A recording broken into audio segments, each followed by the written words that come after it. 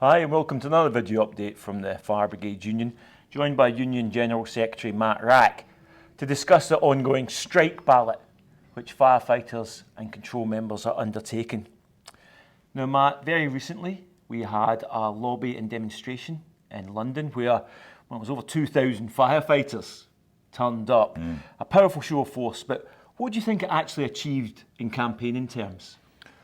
Sam, first of all, I thought it was a fantastic event, a fantastic day, and I want to thank everyone who managed to get along, and apologies for those who were working and couldn't get there.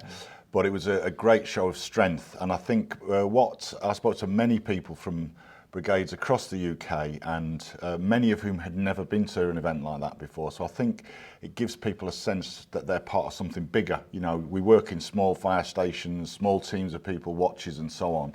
And to come together like that from every single fire and rescue service gives you a sense of strength, unity, solidarity, and hopefully people have taken that back into the watches, into the fire controls, to build the campaign. So the most important thing people can do is take that message back into the workplace.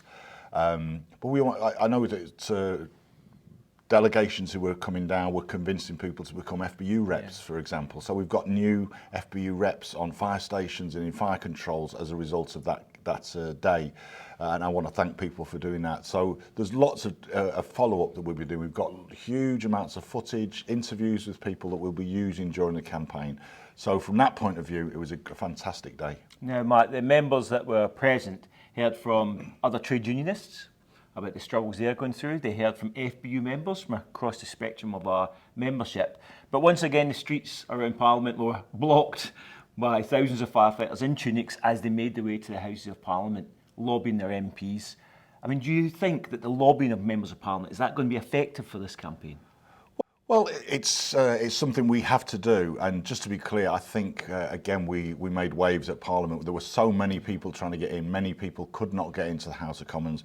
The security staff had to stop our members getting in. Also within the Palace of Westminster, at various points they stopped FBU members going any further because there were too many ahead of them. I was at another event last night, and MPs had very much clocked the fact that we were there, saw the impressive numbers, and it definitely had an impact. And we spoke to people across the political spectrum because the Tories are in power. We want to speak to them, and so I think we need to follow it up. I think it was a great start. We've got local lobbies coming up, so regions coming down to meet MPs from their region. People can also lobby in the constituency. We should keep that pressure up. Now, you talked about lobbying in a constituency. I mean, obviously the way that we work, the cover we offer 24/7, a lot of members couldn't come down. So how can they get involved locally? How can they lobby, as it were, locally? Well, we have an early day motion which people can find on our website, and I'd urge people to send the email to your MP, ask them to sign up to it. Then people can find out the local contact details, go and see the MP. I think seeing people face to face is a great way of doing it rather than just an email. An email's good, but if people can make an appointment to see the MP, because I'll say this to our members know a whole lot more about our industry and the jobs our members do and the impact of the cost of living crisis on them and their families and their workmates than any politician in the country. So don't be shy of putting your points of view. Don't think that they know more than you, because they don't. Go out, and I think when our members do that, it's fantastic to see.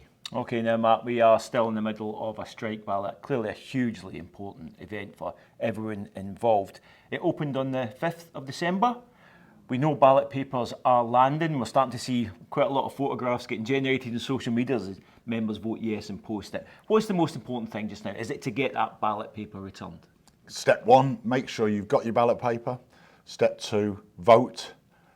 Vote yes in our view, and make sure you post it back. There's no point voting yes and leaving it on the kitchen counter or whatever. So those things, and then speak to your workmates. There will be people who, for whatever reason, forget to post a ballot paper, and the laws are so restrictive. It has to be done by post. We have to meet certain thresholds, as we've explained before. So that big turnout and a big yes vote is absolutely what's required to even get to the next stage of talks, frankly.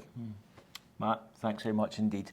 Well, for more updates on this vital issue, you can go to our website, that's www.fbu.org.uk, and for information specifically on the strike ballot, you can go to a special page that's been set up called Fair Pay or Fire Strike. Once again, thanks so much for joining us, and Matt, thanks so much indeed. Thanks, Tam. Thanks, everyone.